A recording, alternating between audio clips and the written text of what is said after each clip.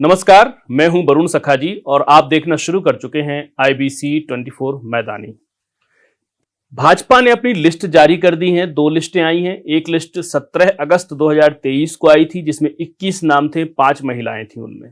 उसके बाद दूसरी जो लिस्ट आई है वो 9 अक्टूबर को आई है 2023 में, जिसमें 64 नाम हैं और 9 महिलाएं हैं। यानी कुल मिलाकर अगर हम देखते हैं तो इसमें 85 जो हैं भाजपा ने छत्तीसगढ़ में नाम घोषित कर दिए हैं। अब ये जो 85 घोषित किए हैं, इनमें कुछ जो सीटें हैं हम बस्तर में छोड़ देते हैं, कुछ सीटें हम जो छोड़ देते हैं सरगुजा में। जैसे कि सरगुजा की हम 14 सीटों को अलग रखते हैं, उसका हम यहाँ विश्लेषण नहीं करेंगे। जो सरगुजा की 14 सीटें उनमें से 13 सीटें जारी की जा चुकी हैं दोनों लिस्टों में मिलाकर। एक सीट अभी होल्ड है जिसका नाम है अंबिकापुर, और बस्तर की भी 12 की 12 सीटें जो है घोषित की जा चुकी हैं, कोई भी सीट होल्ड नहीं है। बस्तर की और सरगुजा की 12 और सरगुजा की 14 और बस्तर की 12 मिलाकर 26 सीटें होती हैं। बाकी की जो बची 64 सीटें हैं वो मैदानी में आती हैं, जिसका कि हम यहां पर जिक्र कर रहे हैं। IBC 24 मैदानी फोकस्ड है। इसकी शुरुआत होती है सीट नंबर 15 से लेकर के सीट नंबर 78 तक। उसके बाद 79 अंतागढ़ से शुरू हो जाता है बस्तर। तो इसमें जो है 4 सीटें ऐसी हैं मैदानी क्षेत्र की जो अभी घोषित नहीं की गई हैं। इनमें एक बेलतरा है जो बिलासपुर संभाग में आती है, दूसरी जो है वो पंडरिया है जो दुर्ग संभाग में आती है, और तीसरी बेमेतरा है, यह भी दुर्ग संभाग में आती है, चौथी कसडोल है जो रायपुर संभाग में आती है। इस तरह से हम देखें तो 4 सीटों पर अभी घोषणा नहीं हुई है। तो हर व्यक्ति के मन में यह बात चल रही है कि जो घोषित हुए हैं वो, और जो कांग्रेस के हैं ऑलरेडी वहां पर विधायक, वो या जिस भी दल के विधायक हैं वो, तो फाइट कैसी होने वाली है। तो ये जो वीडियो है मैं आपको आज से ही शुरू कर रहा हूं, रोज एक वीडियो दूंगा, तो आप देखेंगे कि सिचुएशन क्या है। सीट वार जो है मैं आपको एनालिसिस करके बताऊंगा कि जो अभी चूंकि कांग्रेस ने लिस्ट जारी की नहीं है, इसलिए जाहिर सी बात है कि हम कांग्रेस में जो वर्तमान विधायक है या जो वर्तमान वहां का प्रतिनिधि है, या जहां पर बीजेपी ने टिकट बदला है, तो पिछली बार वहां जो कांग्रेस का हारा हुआ व्यक्ति था उससे हम तुलना करेंगे, या संभावित नाम जो मैंने आपको दिए थे करीब 6 दिन 7 दिन पहले मैंने आपको कांग्रेस की संभावित लिस्ट दी थी। आप उसका वीडियो डिस्क्रिप्शन में देख सकते हैं, इस वीडियो के एंड में भी आप उस वीडियो को देख सकते हैं। तो हम शुरुआत करते हैं लेलुंगा से, और इसमें हम आपको करीब 16 सीटों तक मैं आपको लेके जाऊंगा। लेलुंगा से शुरुआत करूंगा। लेलुंगा सीट 15 नंबर की सीट है। इससे शुरुआत करके हम जो है जांजगीर जिले को पूरा बताने की कोशिश करेंगे, यानी रायगढ़ जिला, सारंगढ़ जिला, कोरबा जिला, शक्ति जिला, जांजगीर जिला, ये हम सब आपको बताने वाले हैं। तो इनमें क्या सिचुएशन है, तो सबसे पहले शुरुआत करते हैं लेलुंगा से। लेलुंगा 15 नंबर की सीट है, रिजर्व सीट है। यहां से वर्तमान में कांग्रेस के विधायक हैं चक्रधर सिदार। चक्रधर सिदार उम्रदराज हैं, लेकिन बहुत उम्रदराज भी नहीं है। हो सकता है कांग्रेस उनका टिकट जो है कंटिन्यू करे, क्योंकि मैंने पिछली बार जब मैंने आपको बताया था तो ये दावा था उसमें कि लेलुंगा से चक्रधर सिदार का टिकट बरकरार रहेगा, यानी टिकट कांग्रेस उनका काटने नहीं जा रही है। तो अगर चक्रधर सिदार वहां से लड़ते हैं, चूंकि अभी लिस्ट नहीं है, लेकिन बीजेपी से वहां पर सत्यानंद राठिया यानी सुनीति सत्यानंद राठिया को मैदान में उतार दिया है। सुनीति सत्यानंद राठिया जो हैं, सत्यानंद राठिया यहां से जीत भी चुके हैं, पहले बीजेपी से विधायक रहे हैं। सुनीति भी यहां से जो है अच्छा परफॉर्म कर चुकी हैं, पूर्व विधायक रही हैं। 2010 से 2013 उपचुनाव में वो जीती थी 2010 के, और 13 तक वो विधायक रही हैं और अनुभवी नेता हैं। महिला मोर्चा की में रही हैं, वहां पर पूर्व महिला मंडल अध्यक्ष रही हैं, और तमनार से ताल्लुक रखती हैं। प्रदेश उपाध्यक्ष हैं अनुसूचित जनजाति उसकी, तो वर्ग की। इस हिसाब से देखें, ज्यादा पढ़ाई लिखाई इनकी 12वीं तक है, खेतीबाड़ी इनका मुख्य पेशा है। और सत्यानंद राठिया के लिए जो यहां पर सिंपैथी वोट थे उसका इनको फायदा मिला था। 2010 के बाई पोल में ये जीती थी, 13 तक विधायक रही हैं, और एक बार फिर से यहां पूर्व विधायक यानी 13 साल पहले विधायक रही महिला को यहां से एक बार फिर से फील्ड किया है बीजेपी ने स्ट्रैटेजिकली। एक तो वीमेन सेगमेंट को कैटर करती हैं, दूसरा चक्रधर सिदार अगर कांग्रेस से आते हैं तो सत्यानंद राठिया की जो धर्मपत्नी है सुनीति सत्यानंद राठिया, ये चक्रधर सिदार के बीच में कड़ी टक्कर हो सकती है। और मेरा ऐसा अनुमान है कि अगर यहां पर यूनिफाइड होकर के भाजपा लड़ती है तो भाजपा के लिए ये जो सीट है झुकी हुई है। तो ये हम यहां से बात करते हैं। इसके बाद जो नेक्स्ट सीट है वो है 16 नंबर की सीट। ये रायगढ़ है, रायगढ़ शहर है। रायगढ़ शहर में पिछली बार भी रोशन लाल अग्रवाल हुआ करते थे, भाजपा के विधायक थे। 2018 में वो हार गए। रोशन लाल अग्रवाल जी जो हैं अब दुनिया में नहीं है, लेकिन चूंकि वो नहीं है तो उनका परिवार से भी कोई बहुत राजनीति में सक्रिय नहीं है। यहां जो पिछली 2018 में यहां ये हुआ था कि भाजपा के ही विजय अग्रवाल ने यहां से बगावत कर दी थी, और बगावत का ये असर हुआ था कि यहां त्रिकोणीय मुकाबला हो गया और यहां से पूर्व मंत्री शकराजीत नायक के बेटे प्रकाश नायक ने बाजी मार दी कांग्रेस से। तो यहां जो नंबर 2 पर रहे थे वो भाजपा के प्रत्याशी थे, और नंबर 3 पर जो चले गए थे वो विजय अग्रवाल थे। तो इस हिसाब से विजय अग्रवाल चूंकि भाजपा में वापस कर चुके हैं, और यहां जो प्रबल दावेदारों में जो शुमार थे उनमें उमेश अग्रवाल जो जिलाध्यक्ष हैं, संगठन में हैं, और विजय अग्रवाल वो भी थे, लेकिन टिकट पार्टी ने दिया है पूर्व आईएएस ओपी चौधरी को, जो कि भारतीय जनता पार्टी के फिलहाल में प्रदेश महामंत्री भी हैं। पूर्व आईएएस हैं, स्वाभाविक सी बात है। 2018 में फाइट किए थे खरसिया से, बहुत चर्चित चेहरे थे, बड़ा नाम होता है इनका, इनके बयान भी बहुत चर्चा में रहते हैं। तो यहां से अच्छी फाइट हो सकती है, क्योंकि प्रकाश नायक अभी वर्तमान में कांग्रेस से विधायक हैं, एंटी इनकम्बेंसी है, तो ये सीट भी थोड़ी सी भाजपा की तरफ झुकी हुई नजर आ रही है।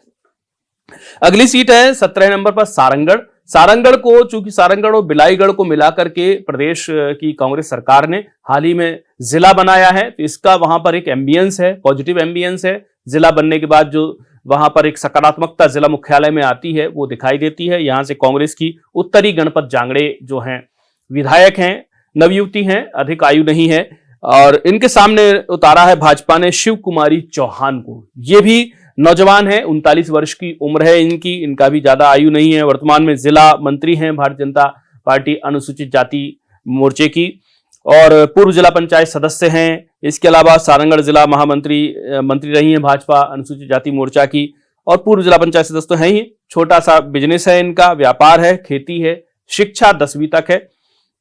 ये जो है शिव कुमारी चौहान गाड़ा समाज से आती हैं।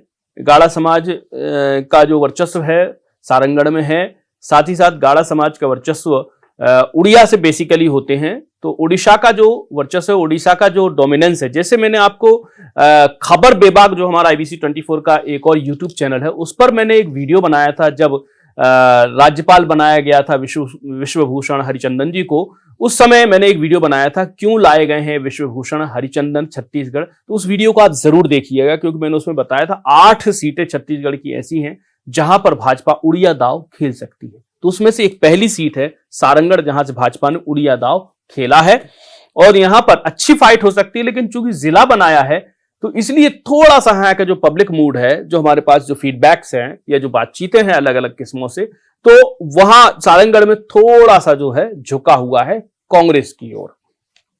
इसके बाद जो है 18 नंबर की सीट है, जिसकी घोषणा पिछली बार की गई थी, यानी 17 अगस्त को हुई थी। तो इसमें एक नाम जो है 18 नंबर की सीट में मैं आपको लिए चलता हूं, खरसिया। खरसिया प्रदेश सरकार में जो मंत्री हैं उमेश पटेल, उनकी सीट है। नंद कुमार पटेल यहां से लड़ते रहे हैं, जो झीरम घाटी में शहीद हो गए थे। और तो ये सीट इंटरेस्टिंग रही है। पिछले 2018 में काफी चर्चा इस सीट ने बटोरी थी, और यहां से ओपी चौधरी, जैसे मैंने अभी बताया आपको, ओपी चौधरी ने फाइट की थी, अच्छी फाइट दी थी, लेकिन फिर भी जो है वो लगभग 15-20 हजार के अंतराल से हार गए थे। अब इस बार साहू समाज पर दांव खेला है। 17 अगस्त को जो लिस्ट जारी हुई थी उसमें महेश साहू को यहां से टिकट दे दिया गया था। महेश साहू जो हैं वो साहू समाज से ताल्लुक रखते हैं, और अघरिया पटेल समाज से ताल्लुक रखते हैं। उमेश पटेल जो कि राज्य सरकार में मंत्री हैं, अगर उनको टिकट मिलती है, चूंकि कहा है कुमारी सैलजा ने कि मंत्रियों के सबको टिकट मिलेगी, तो उमेश पटेल को स्वाभाविक रूप से खरसिया से टिकट मिलेगी, कटने का कोई चांस नहीं है। तो कैसी रहेगी फाइट दोनों के बीच में? उमेश पटेल और महेश साहू, अच्छी फाइट रहेगी, अच्छा क्लोज फाइट रहेगी, क्योंकि पॉलिटिकली हम देखें तो इसमें सोशली बीजेपी ने बहुत कुछ साधने की कोशिश की है। खरसिया के जो पेरीफेरी में जो रूरल एरिया है, नंदेली वगैरह को हम छोड़ देते हैं, और बायंग जहां पर ओपी चौधरी का गांव होता है उसको छोड़ देते हैं, तो बाकी जगहों पर जो है महेश साहू और साहू समाज का वर्चस्व अच्छा है, क्योंकि बायंग और नंदेली में अघरिया पटेल का बाहुल्य है। ओपी चौधरी भी अघरिया पटेल हैं और उमेश पटेल भी अघरिया पटेल हैं, तो वहां पर थोड़ा सा फाइट अलग रहती है, अलग किस्म की चीजें रहती हैं। लेकिन बाकी इलाकों में साहुओं का भी डोमिनेंस है। जनरल का अगर यहां पर आता है, अग्रवाल समाज के लोग, मारवाड़ी लोग भी बहुत हैं खरसिया मुख्य शहर में। तो इस तरह से देखें तो थोड़ा सा यहां पर झुकी जरूर है कांग्रेस की ओर, लेकिन फाइट महेश साहू जो है बहुत अच्छी दे रहे हैं। अगली सीट है 19 नंबर की, ये भी रायगढ़ जिले में आती है। धर्मजयगढ़ नाम है इसका। धर्मजयगढ़ में लालजीत राठिया वर्तमान में कांग्रेस की विधायक हैं, उनका टिकट बरकरार रहने वाला है। अच्छी जीत उन्होंने हासिल की थी पिछली बार भी और ठीक ठाक ही उनका वहां पर काम है। यहां पर भाजपा ने 17 अगस्त को जो लिस्ट जारी की थी उसमें हरीश चंद्र राठिया को यहां से मैदान में भाजपा ने उतारा हुआ है। तो अगर हम इसको देखते हैं 19 नंबर सीट को, धर्मजयगढ़ को, तो यहाँ पर हरीश चंद्र राठिया बहुत ही नए नाम वहां से दिखाई देते हैं और लालजीत राठिया का कद बड़ा है। पर लालजीत राठिया को लेकर के वहां बाकी चीजें सकारात्मक हो सकती हैं, परंतु कुछ ट्रांसपोर्ट में उनका इन्वॉल्वमेंट, कुछ और दूसरी एक्टिविटी में इन्वॉल्वमेंट, कुछ जो विलेजर्स हैं, जो रूरल एरिया हैं, वहां पर उनकी पैठ को, उनकी पकड़ को थोड़ा सा कमजोर करता है। धर्मजयगढ़ लोकल शहर में भी उनकी पकड़ को थोड़ा सा कमजोर करता है। पर मैं ये कहूंगा कि ये जो सीट है धर्मजयगढ़, ये किसी न किसी रूप में कांग्रेस की ओर झुकी हुई नजर आ रही है। तो मैंने अभी आपको रायगढ़ और सारंगढ़ जिले की 5 सीटों के विश्लेषण बताए हैं, जिसमें लैलूंगा, रायगढ़, सारंगढ़ और धर्मजयगढ़, खरसिया, ये सीटें शामिल हैं। इन 5 सीटों में अगर आपने देख रहे होंगे तो 2 सीटें बीजेपी के लिए विन विन लग रही हैं, झुकी हुई हैं, और बाकी की 3 सीटें कांग्रेस की तरफ झुकी हुई हैं। अब हम इंटर करते हैं कोरबा जिले में। कोरबा जिले में 20 नंबर की सीट है रामपुर। रामपुर भी रिजर्व सीट है। तो रामपुर में वर्तमान में जो पूर्व गृह मंत्री भाजपा के जो है ननकीराम कंवर को फिर से उतारा गया है। ननकीराम कंवर अभी तक जो घोषित हुई है 85 सीटें भाजपा की, उनमें सबसे उम्र दराज यानी 80 वर्ष के प्रत्याशी हैं। तो ननकीराम कंवर को यहां से उतारा गया है। ननकीराम कंवर यहां पूर्व कैबिनेट मंत्री रहे 2018 में, 13 में और 13 में हार गए थे, और 18 में जो है भारी स्टॉर्म जो था कांग्रेस का, उसमें भी इन्होंने जीत हासिल की है। इस लिहाज से देखें तो इनके सामने श्यामलाल कंवर पिछली बार थे, वही फिर रिपीट हो सकते हैं। तो इस सीट को मैं ये कहूंगा कि ये सीट थोड़ी सी भाजपा की तरफ झुकी नजर आ रही है। 21 नंबर सीट होती है, जिसमें पिछली बार अनाउंसमेंट किया गया था भाजपा की ओर से, कोरबा। कोरबा में कटघोरा से लखनलाल देवांगन, जो पूर्व संसदीय सचिव भी रहे, विधायक भी रहे कटघोरा से, उनको कोरबा शिफ्ट किया गया है और भाजपा ने ओबीसी का दांव चला है। चूंकि कोरबा में वर्तमान में सरकार में जो मंत्री हैं जय सिंह अग्रवाल, वो वहां से चुनाव लड़ते हैं, प्रबंधन के माहिर खिलाड़ी माने जाते हैं और लोकप्रियता में भी उनका ठीक ठाक स्थान है। और कटघोरा से जो लखनलाल देवांगन आए हैं वो ओबीसी फैक्टर को प्रभावित करेंगे। और कोरबा में चूंकि 60-70% तक कोरबा सिटी वोटर्स होते हैं, इसलिए कोरबा में थोड़ा सा झुकाव जो है बीच बीच में दिखाई देता है कांग्रेस की तरफ, कभी कभी दिखाई देता है बीजेपी की तरफ। लेकिन मैं यहां एक वन कोट यही कहूंगा कि थोड़ी सी ये सीट, चूंकि मैनेजमेंट जय सिंह अग्रवाल का अच्छा है, मिनिस्टर है, तो थोड़ी सी ये सीट कांग्रेस की ओर झुकी हुई है। यानी कि आप ये कह सकते हैं कि कोरबा से कांग्रेस यहां विन विन है। नेक्स्ट जो सीट है वो कटघोरा है। यहां पिछली बार जो है देवांगन लड़े थे, वही जिनको कोरबा भेज दिया गया लखनलाल जी को। वर्तमान में बोधराम कंवर के बेटे पुरुषोत्तम कंवर यहां से, ये जो जनरल है लेकिन ट्राइब विधायक यहां से हैं कांग्रेस के, पुरुषोत्तम कंवर। उनके सामने जो बीजेपी ने मैदान में उतारा है प्रेमचंद पटेल। थोड़ा सा सरप्राइजिंग नाम है, नया नाम है, पॉलिटिकल फोरे में बहुत कम लोग इनको जानते हैं, लेकिन ये 15 और 20 में जिला उपाध्यक्ष रहे हैं ओबीसी के वहां पर कोरबा में। 2020 में जिला पंचायत सदस्य हैं कोरबा में, और जिला सह संयोजक हैं पंचायत प्रकोष्ठ कोरबा। तो इनको इस हिसाब से टिकट दिया गया क्योंकि ये ग्रामीण पंचायतों को प्रतिनिधित्व कर रहे हैं। उनकी एक बॉडी जो होती है उसके वो चेयरमैन है, उसके वो अध्यक्ष हैं या उसमें हैं शामिल, इसलिए इनको थोड़ा बहुत यहां पर लाभ दिखाई दे रहा है। लेकिन ये टिकट को लेकर मैं जो कहूंगा वो जरूर कहूंगा थोड़ा सरप्राइजिंग है। 50 वर्ष की आयु है, वर्तमान में जिला पंचायत सदस्य हैं, लेकिन पुरुषोत्तम कंवर के सामने कितना टिक पाएंगे कहना बहुत मुश्किल है। पुरुषोत्तम कंवर को लेकर नेगेटिविटी है, कटघोरा में बहुत अच्छा माहौल नहीं है शहर में भी, और आसपास की पेरिफेरियल जो रूरल एरिया है उसमें भी नहीं है। कुछ और इश्यूज भी आए हैं वहां पर जंगल से जुड़े हुए, तो हो सकता है कि ये सीट जो है, मैं न्यूट्रलाइज होकर अगर बात करूंगा तो हल्की सी कटघोरा सीट बीजेपी की तरफ झुकी हुई है, लेकिन अब प्रत्याशी बिल्कुल न्यूएस्ट हैं, तो अब क्या होगा देखना होगा। कोरबा जिले की आखिरी सीट है 23 नंबर है पाली तानाखार। पाली तानाखार में मोहित केरकेट्टा को लेकर के वीडियो भी अभी हाल में एक जारी हुआ था, आपने देखा होगा।